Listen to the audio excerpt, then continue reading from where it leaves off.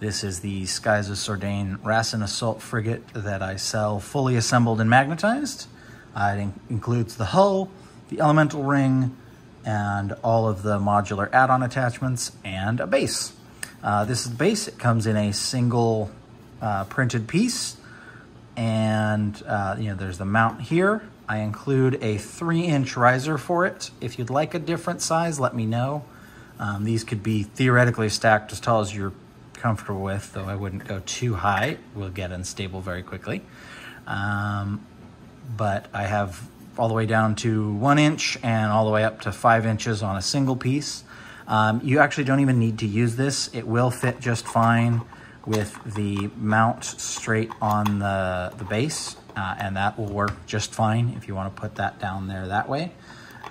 This base is the standard size base for all the medium ships, but all of the details are inverted, and that has to do with how the ship mounts onto that, where the keel mounts on there, which, speaking of the keel, is right here. The mount goes right in here, as you can see. So that goes right there, and as again you can see, it does fit just fine on here without the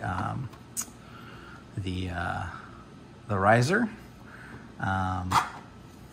I, on mine that I have assembled and painted for myself, went ahead and glued the stand pieces all in.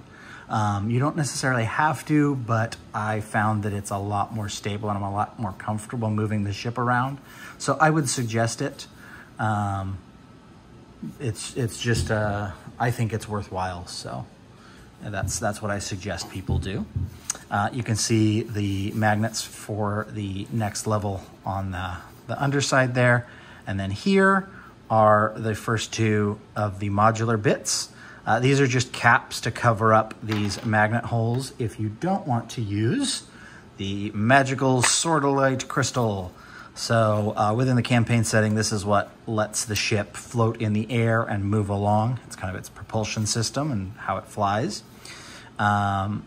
There's a pointier end of the crystal and a sort of a more blunt end.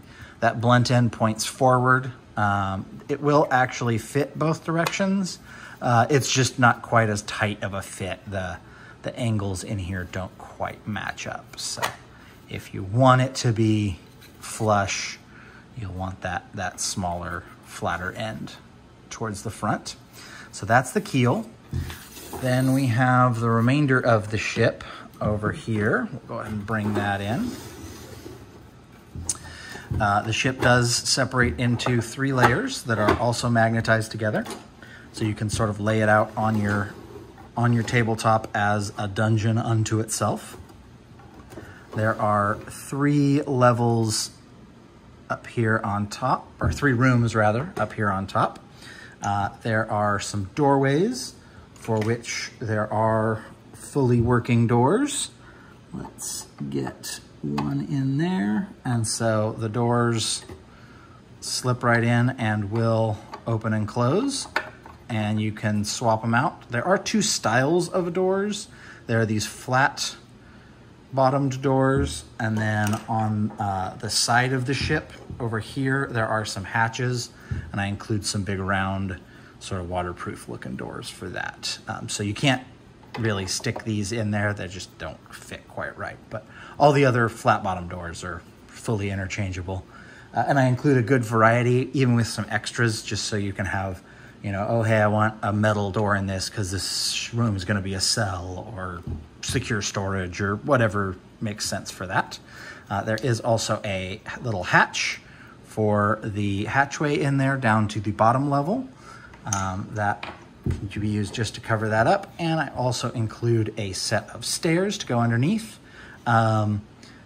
These are just kind of free floating and can kind of be used wherever, but you'd put them underneath to denote where the stairs are. It's ship, so it's very cramped, so you probably want to remove them when they don't need them, if somebody needs that space. There is a grid all over the ship.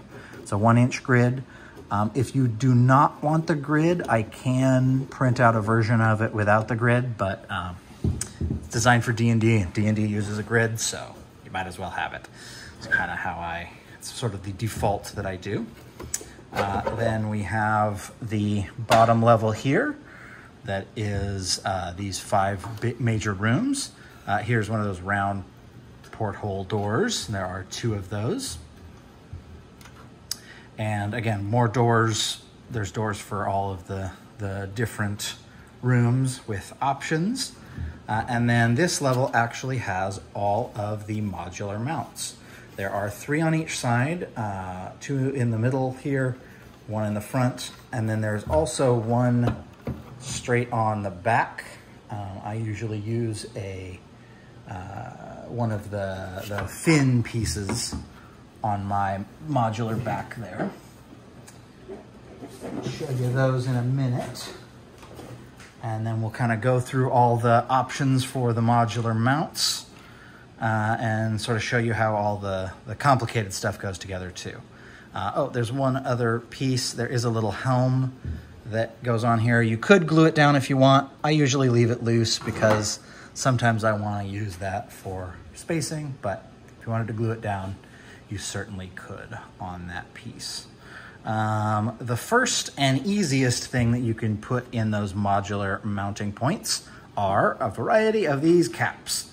If your party hasn't yet earned all of their spell thrusters or engines or whatever needs be there, you can just fill them in with these caps. They'll go right in. They need a little bit of sanding and fitting, but they are pretty good at sticking on there. They are magnetized, so they'll stick in there pretty well. They just might need a little bit of fiddling around. There are, I believe, 3 different designs. Well, sort of 3. I include 3 of these taller, pointier ones, 3 of these flatter ones, and then a paired set of them with this little design. There's a left side and a right side. So they're mirrored. One side goes one way and one side goes the other.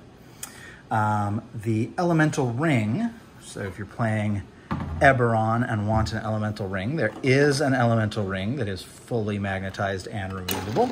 Oops. The ring does go together with magnets. It's pretty secure. And then it's held on with 4 arms. The larger arms go onto the top middle row here. That's the wrong side. So they go on here like this. There we go. I can get far enough away there. So this longer one goes here, and then the shorter ones go down here like this. So it's kind of an over and under. Let's adjust the camera a little. There we go. They go over and under like that and attach to the different magnet points here. The ring itself will only kind of go together one way. I made sure to have the polarity on the magnets only work where they're supposed to. There are a few that split in the middle of these little, I don't know, magic flamey bits that come off. So if you start at where one of those starts and ends and figure out which ones stick and line up, that's sort of the best way to do it. And then get these longer arms put on, and you can kind of hang it off of there. And then stabilize it with the shorter arms that go on the front. These longer arms for all of the, basically anything that's a big attachment, I double up these magnets so these protrude a little bit just to give you a little bit of extra staying power on these. So I also tend to leave these a little oversized. I don't sand them down very much. Just to give a little more purchase so you don't end up with droopy attachments. You may need to sand them a little bit more after they're painted too, just to kind of give them enough room, but that will kind of depend on how you paint them and all that finishing that you're gonna do, because this is the assembled one. So there are some assault harpoons that go on the front, and these are paired and mirrored. This is another one where I double up the magnets because these are actually somewhat front heavy, though they're pretty good. They're not too bad in terms of those. These look really good on that front mount there if you're not using this elemental ring. They have a really cool look to them there. They're nice and aggressive. And then we have two different versions of the spell cannons. There's a single one and a double. These are also paired. There's a left one and a right one of both kinds. This single one, I just include a single magnet, but this double one, it's kind of big and heavy enough to do some drooping if you're not careful, so it also gets a double magnet. Then there are a few different options for engines. There are two different styles of propeller engines. There's this little sort of light, sharp, knifey looking engine here. Again, they're paired, so there's a left and a right side. And then there are these sort of more traditional looking propeller engines. I don't know if a traditional magically powered engine is a real thing, but they're also mirrored, though the only sort of relevant bit is the propellers are mirrored just for accuracy's sake, because that's how twin props work. So there are those. There is also a set of these spell thrusters, so it's like a little jet engine type thing. These are my favorites. I quite like how these look. There are rules for all of these in the campaign guide, if you want to buy that from my mini factory. I don't make any money off of it, but there's rules for all this stuff on there. I do have them linked in my listing as well.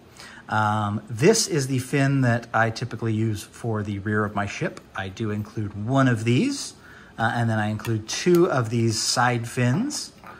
This one just kind of has more of like a rudder look to it, and then these guys can go on the side there. And as you can see, there are two of them.